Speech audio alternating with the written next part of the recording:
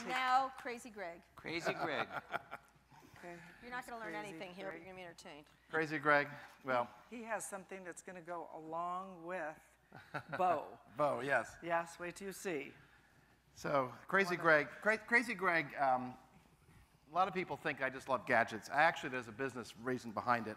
And I look at all this technology, understand where the future of technology is going, and I find out if you don't experience it, you can read about it, but if you don't actually experience it, it's very hard to understand how to use it. So there is logic to this, but I'll put that aside tonight and just have fun.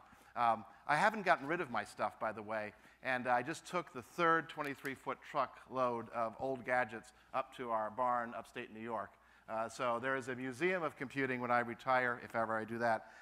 25 cents, you can come up and see the history of computing, you know, the old compact luggables and word processors you can climb into. So I have a long history of these things. But when I take gadgets, I do try to look at them for what they mean going forward. But I also have fun with it. And so, as you might imagine, I travel a lot. And when I travel a lot, I have my run-ins with the TSA on a regular basis. And today, I got on the plane. Actually, I got on the plane on Sunday first to go to San Diego. And it was interesting. They did not really care about my bag. You know, the bag was filled. I mean, totally filled with gadgets. I mean, there was no clothes in it at all. And I had a device that I was very worried about because I said, this looks like a gun. And not only does it look like a gun, it pulls back, and you put a clip in it, okay? And now I have a gun that is changing bits. This is a screwdriver, and every time I pull this back, well, I can shoot bits on this thing. I was getting worried that they were going to stop me because I had this gun. I mean, doesn't it look like a gun? Yes. By the way, this is a very cool thing because it keeps the bits in here, and every time I pull it back and forth, it automatically changes the bits. But they didn't. They did not care. On the X-ray? They did not care about my gun. What they cared about was this, the basketball. No.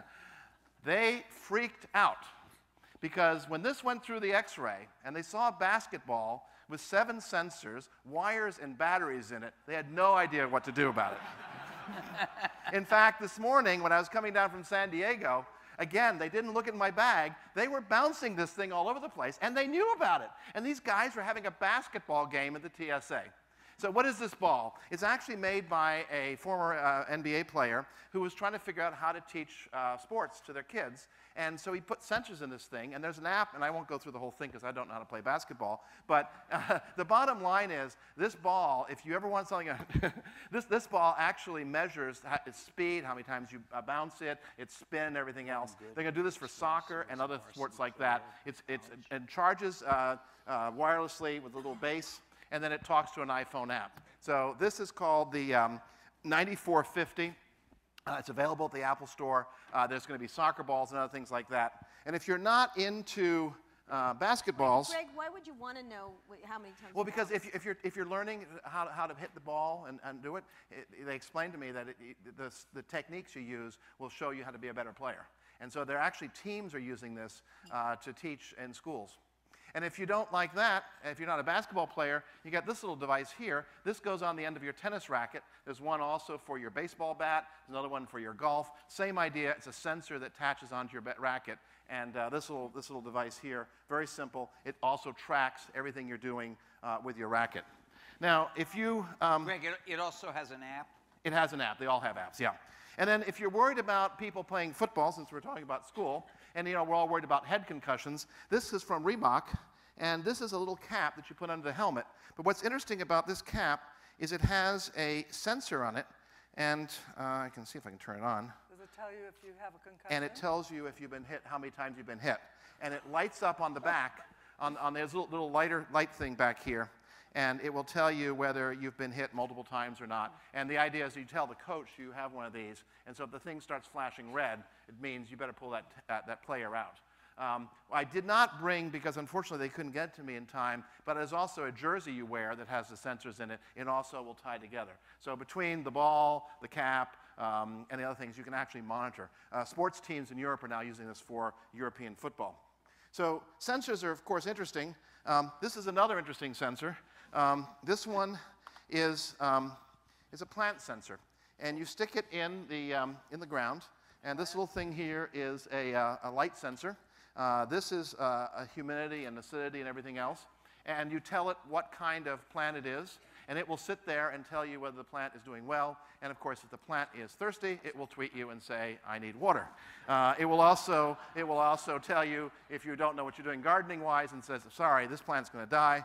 But anyway, you get these little things. And it's made to look sort of like a plant itself. So you put these things, in your garden. So if your garden has all these little things, you can know whether you know what you're doing about gardening. Does that connect to your computer? That connects to your computer. It's made by a Parrot. The same guy, some of you were here before, they make the little drone that goes around. They also made a really cool pair of headphones. There are a couple of these guys, but this one is actually kind of nice because it has the light sensor. But I'm into sensors, and so one of the other ones, of course, we've all been looking at previous year, the Nest thermostat, really cool thing. That's old. But what's new is this new Nest. And this is a smoke alarm. And it's a very different smoke alarm than the standard smoke alarm. First of all, smoke alarms, they all make that terrible sound. You have no idea what's going on. This one actually has a voice. Press to test. Now, I'm not going to press to test because it will start making a lot of noise. It's a battery-operated smoke detector, but it's a Wi-Fi connected battery-operated smoke detector. So you put multiple of these in your house. They all talk to each other. They will talk to the Nest thermostat as well. It will also measure carbon monoxide. So in fact, if your furnace is doing something not good, it will turn off the furnace. And even if it's detecting something downstairs, it will alert you upstairs near your bedroom what the problem is. And when you cook and then all that smoke comes on and starts causing problems, well, instead of having to try to blow the smoke away, all you have to do is go near it and give it a special hand signal, and it will turn it off. But it will talk to you in English as to what's going on. If it's a real fire, it'll warn you. So, you don't have to worry about the smoke getting up to your level. If the smoke is downstairs and you're upstairs, the downstairs one will find it. And of course, this will also go geolocation. It will detect where you are. They'll talk to each other. And it does a lot of very cool things. It's a little expensive, but what's your safety worth? And it's also 3 years on the battery. And if there's a problem with the battery, it'll tell you as opposed to beep, beep, beep, beep.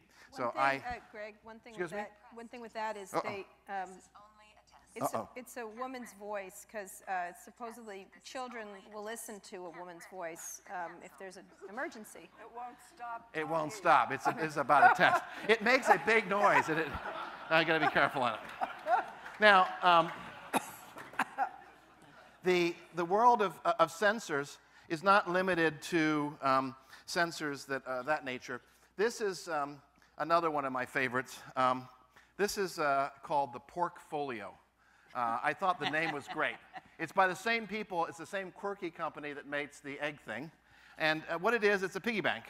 And so you put money into it, and it lights up when I put money in. And then I pull out my phone, and it will tell me how much money is in my Porkfolio. I just like the name, the Porkfolio. So here's my Porkfolio, and as you can see, there's $1 in my Porkfolio.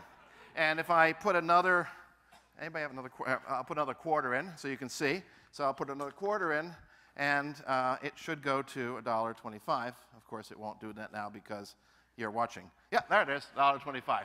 Now, it had a little problem with it.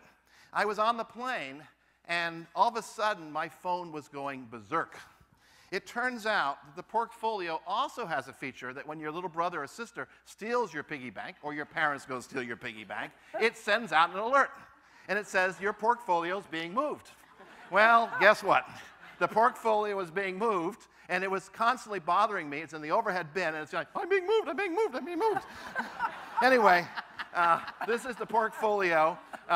For your kids who want to watch it, and if, by the way, if you open it at the bottom, take the money out, it tells you to. So How much I would, is it? Excuse me? It's like $60 or something. It's also available at Home Depot, etc. There's a whole bunch of these things that uses this Wink technology. Now, for more serious sensing, this is my favorite. This is a FLIR camera. So you were measuring bad things. I'm measuring temperature.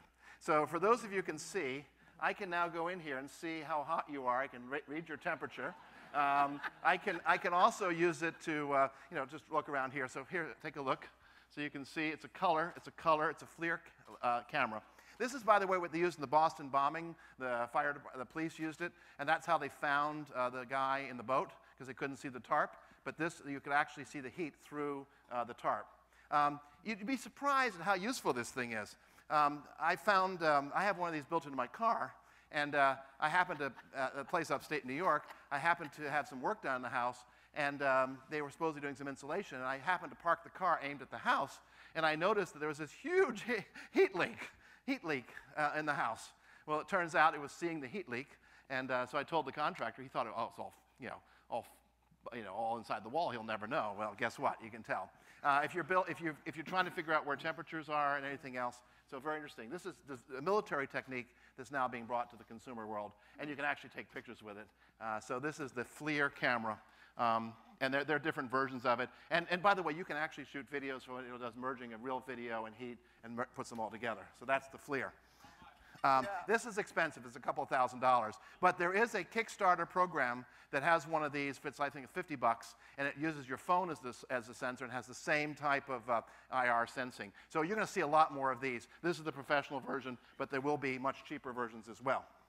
Now, moving right along, if you have all these sensors, one of the things you might want to do is have some way of reading them. So I have a few watches.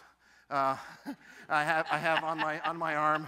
So I've got the Pebble, the Motorola, the Sony, the Qualcomm Talk, the Basis, a couple of Fitbits, the Samsung, the Nike Fuel, and it goes on and on and on. So I've been looking at all of these. Yeah, which is the best?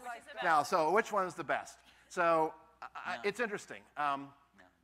None of them really do everything. They all have certain attributes, although I've been trying them out different. I can only wear 2 at a time. And I found the one that I came back to was the Pebble. Even though the Pebble doesn't do that much, the reason I like the Pebble is it does what it's supposed to do, which is alert me at phone calls. I found I was missing phone calls because I didn't have my Pebble. I got so used to having the phone ring on here. Although the Samsung had a weird thing happen to me. The other day, I have a lot of phones, as you might imagine, and I normally carry 4 or 5 with me. Actually, speaking of phones, there's a little one here that I like a lot, except it's small, so I can't seem to find it. Well, maybe I won't show you my little phone. It normally goes in my wallet. That's how small it is. I'm sure it's on here. No, it's a little tiny phone. I'll find it in a minute. But anyway, so I'm hearing a phone ring, and I can't figure out for the life of me where this phone is. I'm going around, and no matter where I go, the phone is ringing the same level. And I realized it was my watch that was ringing. I finally figured out how to answer it, and then guess what? It was a spam phone call. So the first phone call I got on my watch was, "You've been selected to receive a government grant," blah, blah, blah. Anyway. But when we talk sensors, we're also talking about sensors for other things, and of course that implies camera sensors and image sensors. And so there are a couple that I like. This is the Blackmagic Super 16 digital cinema camera. Now, not too many years ago, in fact, not too many months ago, getting this quality of a video capability, this is digital cinema, getting this quality, you'd be talking $10,000 to $20,000. It's under $1,000. And this is a full color gamma for digital cinema. So if you want to be a filmmaker and all the rest, you can actually make a film using this device. I actually saw one of them where the cameras, this is the camera part here. This is the camera. The lens is separate. I saw they put a digital cinema, they put a PL mount lens, a lens about this big on it, and this little tiny camera. But this is a company called Blackmagic Design. It's from Australia, and they are totally disrupting the broadcast world. But if you're interested in filmmaking, I'd recommend this. But then you've got our friends at Sony who've come up with something also very interesting. And I'll use a Samsung phone here. Again, lots of them. So what this is, well, maybe I won't use a Samsung phone because it's not on. How about using, oh, there we go. So what this is, it's a lens attachment for your phone.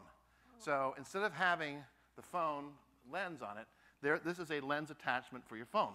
Now, most of the ones you've seen before actually just simply is an optical, I don't think this phone's on. So let me find another one. Okay, we'll go with we'll go with a Motorola here. So basically, what it does is, a lot of these lenses are just little optical lenses that go on top of the existing lens. So it's the same imager, it's the same little tiny imager in it. It doesn't really give great quality. But what happens if you want really great quality? Well, you take this, and the first thing you do is, this uses NFC, near field communications. So if I want to pair this, I just bring these two things together, and it will automatically turn itself on. And the lens is now going to connect up to the camera here, and it just did. And it says connecting, and now you can see the lens. I'm moving it around here. But here's what happens. You pull this little part apart here like this, and then you attach this to your camera. And I've now turned my cell phone into a camera with a real lens, real zoom, and so now I have a very high resolution camera. So this is a very interesting concept. So we're adding, the whole idea of adding a cell phone, adding something to it. This is a lens that comes in two sizes, different focal length. I've been using this quite a bit, and it's also interesting because you can now take this and you can stick it in little places. You can put it anywhere you want because the lens is just Wi-Fiing to the phone. So this is the Sony lens. Now, I'm sorry, is it Bluetooth or Wi-Fi? It takes its pictures itself, so it has its own memory card. It uses Wi-Fi, it creates its own Wi-Fi network to the camera so you can see what you're looking at. And then it will then use the cellular's network to share that photo on Instagram, whatever else you want to do. So it's a very interesting combination of these things.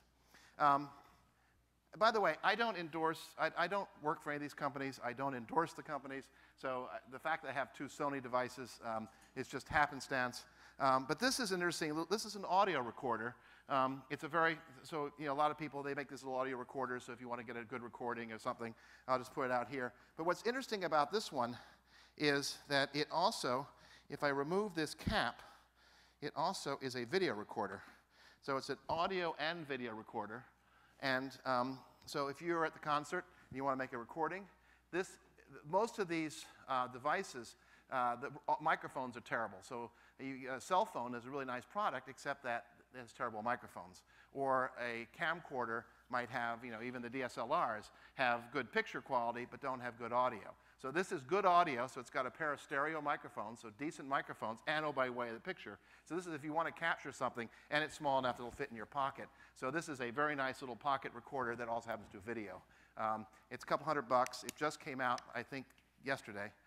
So it's a brand new product. But if you're looking for some interesting toy for the holidays. You could use those for interviews. You could use this for interviews and things like that. Fantastic. And in fact, speaking about journalism, I'm working on a project at the University of Missouri Journalism School on how to use mobile connected devices for connected journalism.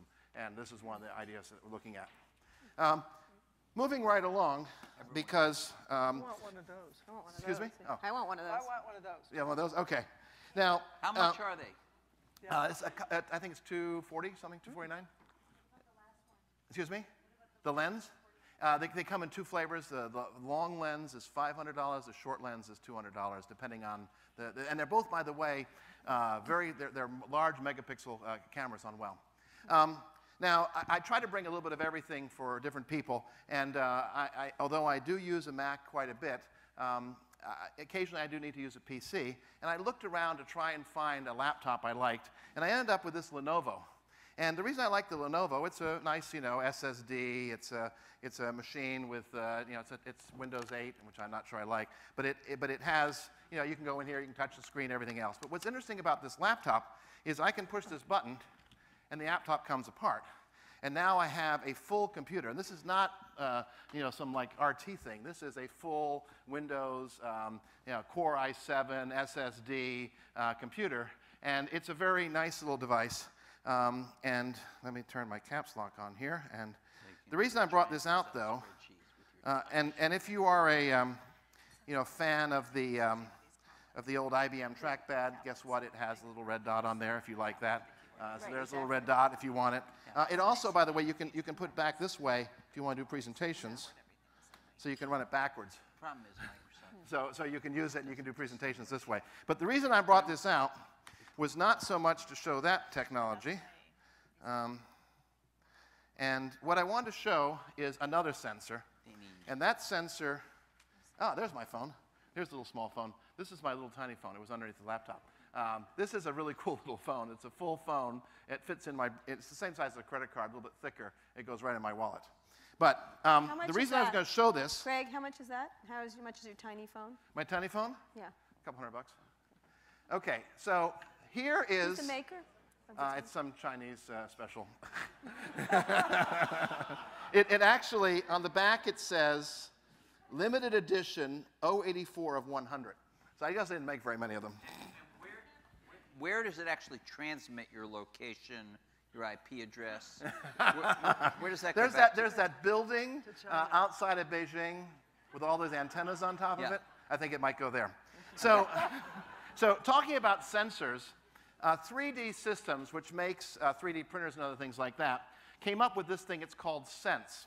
And I don't have time to do this, but I was going to do this, and maybe afterwards, I was going to do a map of your head and make you a Christmas present.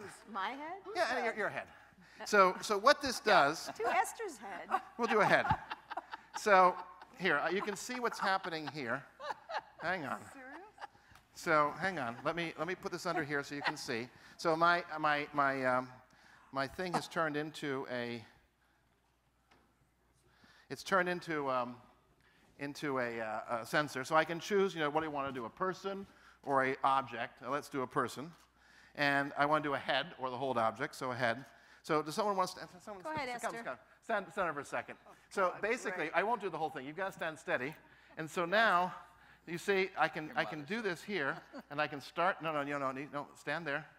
And then I start scan. And now, 1, 2, 3. And now I go around, and I'm creating a 3D. I kind of lost it. But anyway, you get the idea. You walk around, and you end up with a 3D model. And when you have the 3D model, you can then fill it in. And when you fill it in, you then send it to your printer and hit print, and I can make a little head of yours. Oh.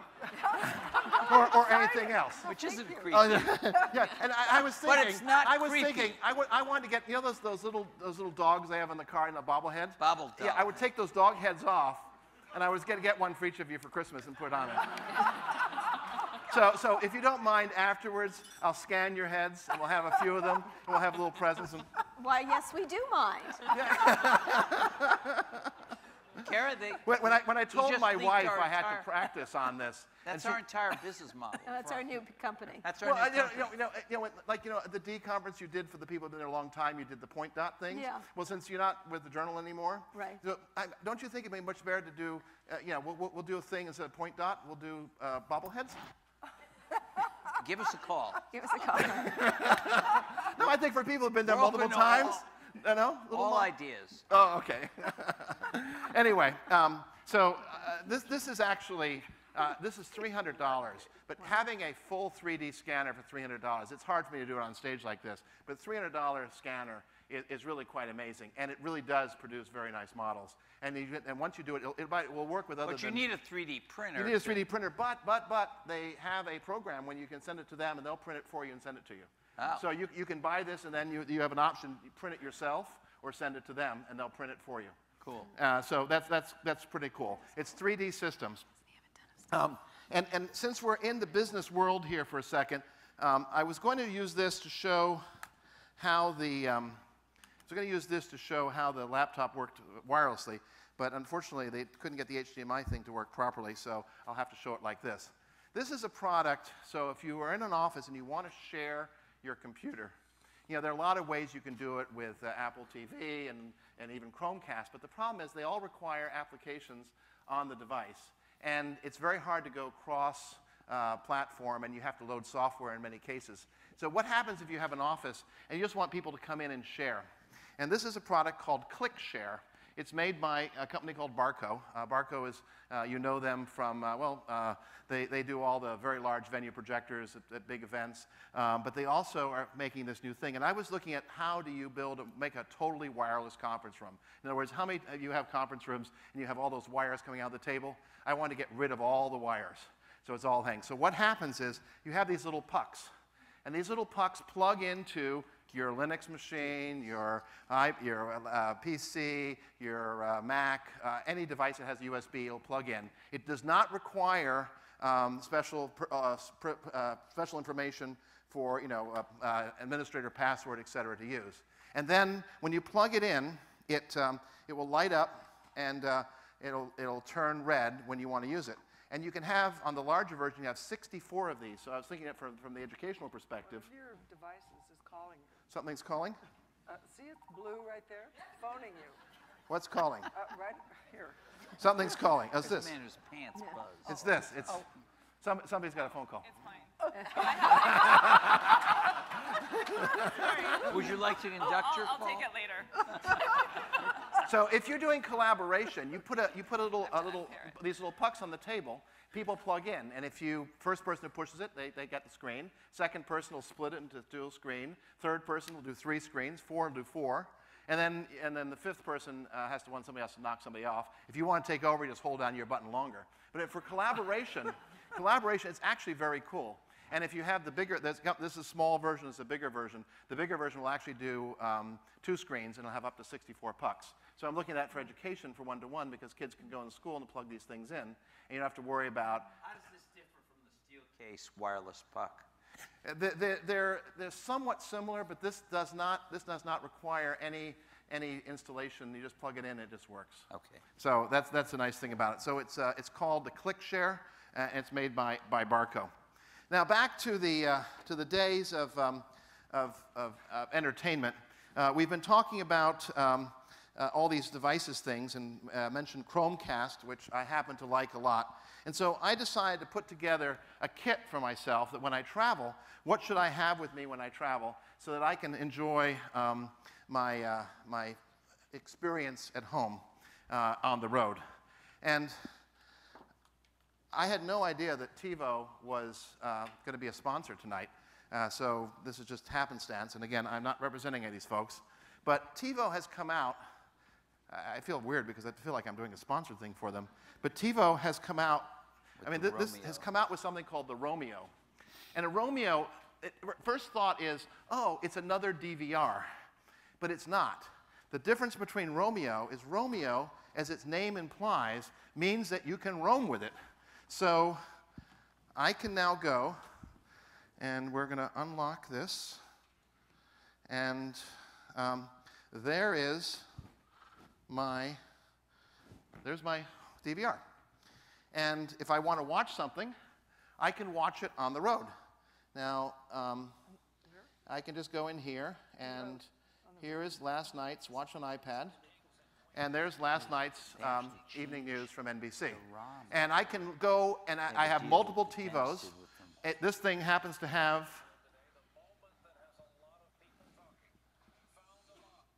So this has, the Romeo comes with 6 tuners, so you can have 6 different things running. So you basically put one of them in your home. You can buy these little ones, these little TiVo minis, and stick them on other TVs if you want, or just use iPads or anything, or a TV or anything you want as your second TV. But the best part about it is, I'm no longer locked into doing that at home. Now, Dish Network bought Sling, and Sling introduced at the D-Conference, if I recall. That's right. Yep. Sling is great, and if you have Dish, they do that. But what happens if you don't have Dish? What happens because if you have Dish, you have this capability. Because TiVo will work with multiple cable networks. We'll work with cable, Verizon, satellite, everybody else. So, a lot of people have thought that TiVo is going the way of BlackBerry, but this is actually a pretty interesting product, and I use it quite a bit. And you can even download them on here, so if you want to be on the plane where they won't allow you to stream, you can watch content on the plane. And of course, I can program everything, and I can change the programming, and it will also talk to multiple DVRs. So that's the TiVo Romeo. Now, the other thing about TV, we're talking about Chromecast, and one of the problems is, how do you carry that 50-inch TV around? Well, here's the answer. A couple of years ago, I brought a Sony version. Zeiss came out with a little bit better version. These are OLED glasses, and now I have a equivalent of about a 100-inch TV set, and we'll do stereo if you want. But this will plug into your iPod, it'll plug into your iPad or your phone or whatever, or HDMI, and you have the ability of watching things. And so if I want to watch things from my TiVo, I can just watch them on here. So on the plane, if I want to watch a big screen, I can do that. How much, how much are they? These are about $600. And they're OLED. And what's interesting about them, so some people wear glasses, and then, like me. And what they have is they have these little knobs here.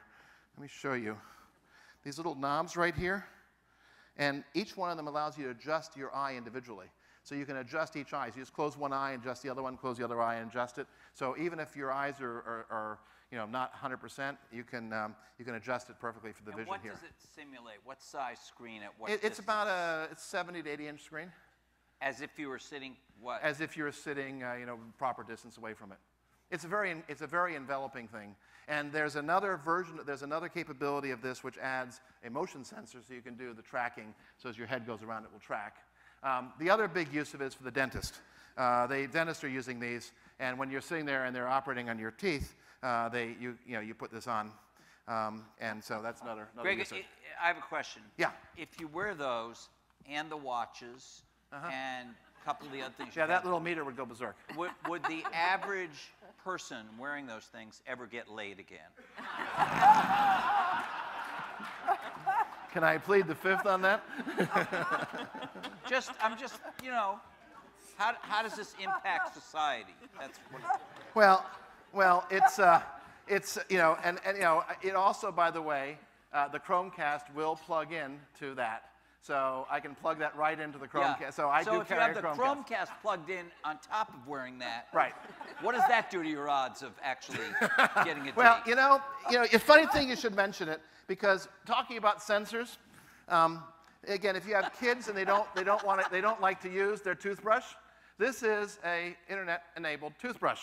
So this will report whether you're brushing your teeth properly or not, so your parents can see whether you're doing it, and they can actually reward you, and you can have different ones, and then you can create games between your kids as to who brushes their teeth the longest. And if it doesn't run long enough, it'll start flashing blue on you. But that's not as much fun as this. This is an internet-controlled fork. And, and I'm accused of eating fast. We've written about And this is designed to stop you from eating fast, because if it detects that you're eating too fast, it starts to vibrate. If it vibrates enough, your food falls off, so you can't eat it. So this is a Frenchman who was gaining too much weight. He has a fork. It's called the Happy Fork, H-A-P-I. And this will measure how much you are eating, how fast you're eating, and report back, of course, to the authorities in China as to what's going on. Thank you. Now, another area that's kind of interesting is if you're in your home and you want something. This is a mirror. Look at myself in the mirror. You might think this goes on your dashboard or so, but it's got a USB cable in. And you might ask why it's a USB cable. Well, for that, I need to get my trusty laptop, and I plug this USB in here, and what you'll see is it's actually a keyboard. And this is an illuminated keyboard. So if you're worried about having an ugly keyboard, It was on for a minute. No, it's sorry. not, but There you okay. go. It's got haptic feedback. It clicks and everything else. So this is a fashion keyboard. So if you want something that looks nice, if you have a computer around, like maybe this tablet, here's a keyboard to go with it. I find it kind of nice. Excuse me? When you could be connecting. Who makes it? It's I think it's about $200. It's called Mineba, M-I-N-E-B-E-A. Carry It's your called children Cooley. Yeah, want that. not so much. It's a kind of cool keyboard. All right, moving right along. So the other area that's happening is gaming, and this is, if you're a gamer, this is an interesting concept. And looking at the future of things, this is called the NVIDIA Shield, and what this is it's basically taking a cell phone and marrying it with a gaming console. So it's got the very high-powered GPUs that NVIDIA makes, and it's an output 1080p, and it's a nice high-quality video. But this is a full gaming platform using the combination of CPU and GPU to get very good gameplay. Interesting product. Lots of games available. Android, it's basically an Android device. Oh, by the way, it's also your portable movie player. So if you like to have your portable movies, et cetera, and a music player, it's a very cool thing. But in the gaming space, there's another one that's even more fun. And I'm noticing down here, we have the cheering section for games. Has any of you heard about these? These are called Anki cars. Yeah. And these are little cars, and they're real, obviously, but they're played on a video game on your phone. So there's a track. We don't have room to roll it out, but there's a large track that has special ink, and then you play the games, and you race these around the track. They're battery-powered, and they race around like regular slot cars, and they follow the track. But because they're connected to your cell phone, you can add powers to them. So you can add points, and you can add weapons. And so all of a sudden, it's the virtual meets the physical. So the physical things are driving around, but then you're shooting virtual weapons at them, et cetera. So nobody gets hurt, but it's actually kind of fun. It's called Anki cars. And this is, I think you're going to see a lot more of this, where the physical and the virtual start mixing, like what you see with the basketball, like that bow you saw here. This is a racing car thing. So it's something that you might want to look at. I understand they've been selling fairly well, so you may want to, if you want to get one for your kids. These little car cases, this is where you charge them. They go right on here, and they charge. Again, not enough time to show them off here. Now, the other area of gaming is, I think, we just had the PS4 and the Xbox One. I think it's probably the last of the console games because of things like the NVIDIA Shield. But there are also a lot of people coming into games. This is a gaming product. So it's a gamer, and it's very similar in concept to your Chrome stick. So here is the stick. You plug this into your TV, and this becomes the controller. And now here's how you play the games. So it sticks in here, and so this becomes your gaming console, and it comes this little case here. And then you can use that to play games. Same idea, the processing is in the stick. And they're not the only ones doing it. There are lots of other little devices. This is called the Pocket TV. Same idea. It's another one of these little things. Basically, it's an HDMI connector. That's the hole on the back, by the way. The HDMI connector, you plug that in, and these things will work. Now, when you're out there having all this stuff, of course. Actually, let me do one thing before that. This actually is probably one of the more interesting boxes that we have here. It doesn't look like very much. It's sort of like a little heart-shaped thing. It's only got one connector on it for power. So you might say, well, what is this thing? Well, it is a box with 7 radios in it. And you say, well, why? What do you mean 7 radios? Does it get, FM, AM, what is it? No, actually it has Wi-Fi, Bluetooth, Zigbee, Z-Wave, all these devices that communicate, all these, the basketball and the sensors and all the rest, they all send out waves. What this is aggregates them all together in a single app. And so now with the app, I can go in here, and now I can control all sorts of things in my home. Instead of having to have separate apps, there's one app aggregated through here. And let me see if I can find the, it's called Revolve. So now, all of a sudden, you start to see, these are all the options I have to control stuff in my home. So it talks to the Nest thermostat. It talks to the Sonos system, another company from the D conference. It talks to the Yale locks. It talks to the Insteon light switches. It talks to a lot of different things, and it aggregates it all together. So it's called the Revolve. It just came out. And if you have more than one of these systems, excuse me? It's similar to the Except that this doesn't care about the devices. SmartThings needs to talk to SmartThings to SmartThings. This just goes out with all these different radios and says, I don't care the protocol. So if this one's on Insteon, this one's an X10, this one's a Nest, this one's a Wi-Fi, this one's a Bluetooth, it aggregates them all together. So it's a central hub. Put this together with TiVo, and you might have something very interesting. Okay, moving right along, the next thing, so is nepotism allowed? I mean, a little thing. This is something my son invented, so I felt compelled to show. He was in college. Is nepotism allowed? Look Yeah. at the panel.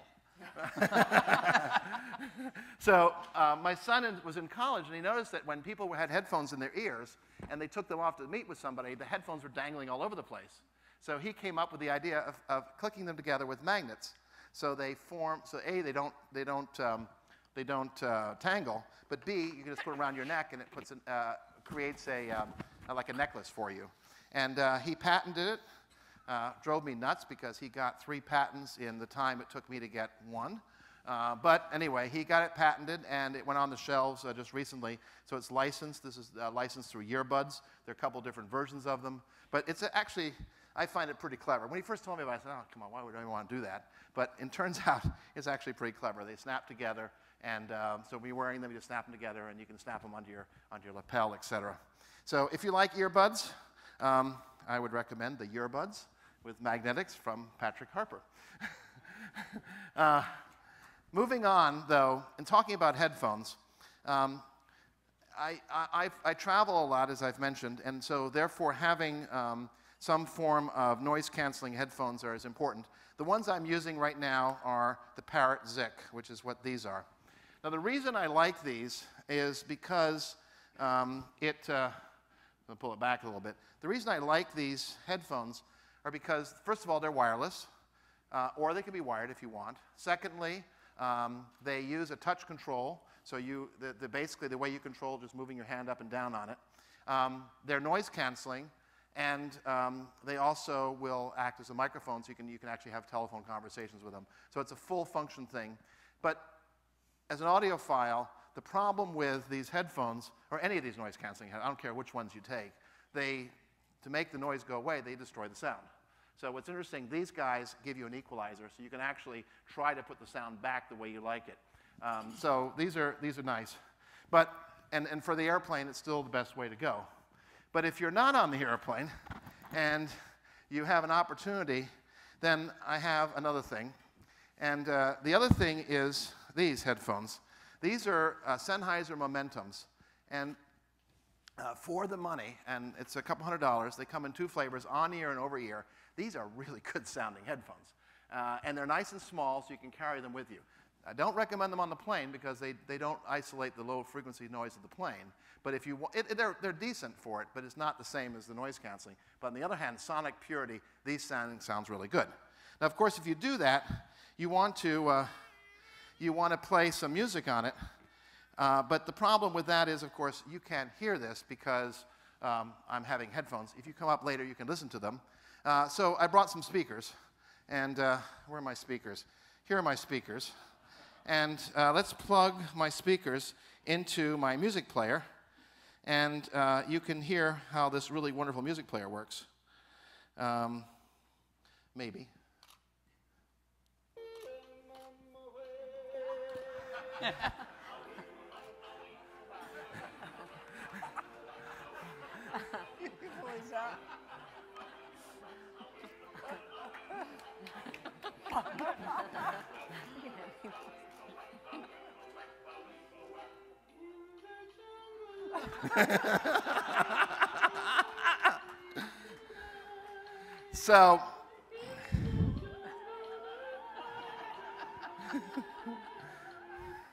So the Lion sleeps tonight, but in all seriousness, this is a very high-end audio player. And if you're into very high-quality audio, this is a $1,200 player, so it's not a simple thing, but it's way higher quality. With or without these speakers? The speakers are extra. But it plays off SD cards. It plays all the audio formats you can think of, and including the uncompressed, very high-resolution ones. And there's a location called, called HD Tracks, a site you go to HD Tracks. You can buy your songs uncompressed. And you take that along with the headphones, and you have this little player, and you'd be amazed at how good the sound sounds. Who makes the player? It's a company called Hi-Fi Man, and there's a site that's Hi-Fi Man. You can get this, or they also give you a, wherever it might be, yes, they also have in-ears. I'm not a big fan of in-ears, but they make wonderful in-ears. They're even balanced audio for the audiophiles in the room, so these are called the RE600s. And the combination is quite pricey, but the quality of sound is very, very nice. So, so finally, The next thing I want to show you here is a little app, and I'm very much into, so let me unlock this thing. You know, I don't want Siri, I want my fingerprint to work. Okay, we'll do the old-fashioned way. And let me go into, get out of that, and we'll go over here to this. This is a light bulb, and is it not going to, oh, I got to connect my light bulb. This is, you know, the demo gods are never happy here. Let me see, I'll just take this off. This is a bulb. Oh, is it not plugged in? That's no good. This one works. Plug the bulb. Now that one works. Ah, there we go. Okay, so there's the bulb, and it's an LED bulb, and you notice there's difference in color. This one's a white one, this one's a yellow one. But the yellow one here, I can go in here, and hopefully, if it's connected, well, theoretically, I can go in here, bulb 01 test. Let's go here. Anyway, what it does, it Bluetooths to the bulb, which is kind of fun. So instead of having to have a hub like the Hue bulbs I showed last year, this bulb works directly. And I guess we have to see whether Bluetooth is on here. It is on, okay. Well, I guess we're not going to show you how the thing changes color. You'll have to trust me that it does change color. But here's the interesting thing about this bulb. These bulbs are electric. And one thing about them is that they need to be plugged in. And so I'm going to do something that you don't normally do. I'm going to create a failure on here. And what I'm going to do is I'm going to unplug the system here. Thank you. And notice this bulb is still on. And we're not plugged into anything. The bulb is still playing. And in fact, I can use the light switch, and I can turn the bulb off, and I can flip the switch, and it goes back on. Except we're plugged into absolutely nothing. So I saw this at a trade show. It's not a product yet. The inventor happens to be in the room, so if you want to meet him, I'm sure he'll come up later and talk to you. But think about this as emergency lighting in your home. So you screw these bulbs in. They go on and off like regular light bulbs. But if the power drops, you can still turn them on and off. And guess what? Your light switches will still turn them on and off, even though there's no electricity in your home. So they'll last for a number of hours. Obviously, they have a battery in them. But I thought this was a very clever idea. I believe he's doing a Kickstarter project, and this will be coming out soon. But I mean, how many people have seen a light bulb that you can turn on and off where it's plugged into thin air?